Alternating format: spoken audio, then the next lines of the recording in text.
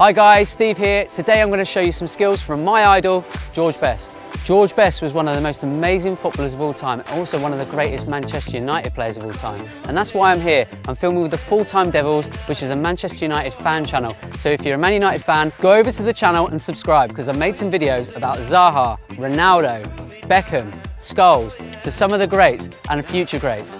What I loved about George Best is his change of direction. It's very important in football, so if you're trying to take a player on and they're about to tackle, make them think they can tackle you and change direction. One thing you can do to help that is this little drill. So watch this. So I'm going to use the inside and the outside of my feet. So if I go outside, inside, I can learn to weave the ball in and out, in and out. Can you see the ball's changing direction? If you watch one of the greatest goals that George Best ever scored, he weaves in and out of these players, and it's little jinks and little turns like that that allow you to get quick feet. George Best was so good at cutting and changing direction. So it's a very simple thing, just going and then cutting and changing direction. So I'm going to move at speed here, okay, and then change direction by really shaping up like I'm going to shoot and cut the ball. So it's a big tap to make it go sideways. It's so simple, but it was so effective, and not enough players do it nowadays. Another thing he used to do is little feints, little jinks to beat a player. So he'd pretend to go one way by stepping, all right, and then he'd use the outside of his feet. And what you notice is he'd use the outside to push the ball, or sort of, as you can see, I'm pushing or sliding the ball rather than kicking it. So he sort of steps one way and slides the ball the other way. That was a simple way of beating a player. Back in the old days, you get players sliding in and trying to smash players like George Best, but he had such good agility and balance that it allowed him to beat the players.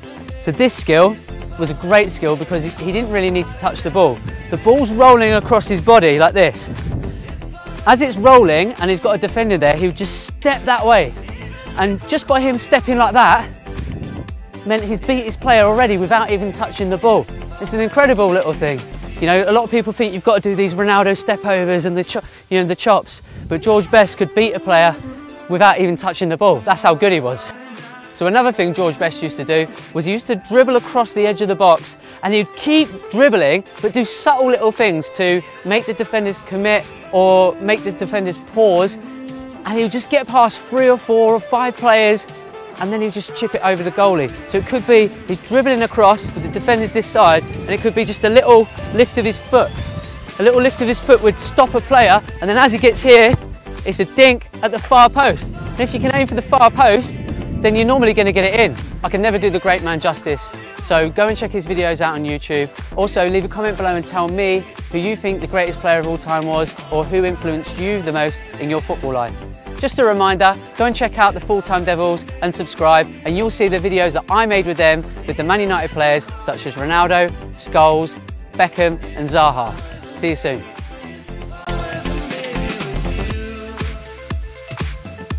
When you touch the ball, move with it. Do not touch the ball and stand still. That is a no-no. So touch the ball and move with the ball so it's next to you. It could be a big touch, but actually because you're moving, it doesn't look like it's a massive touch.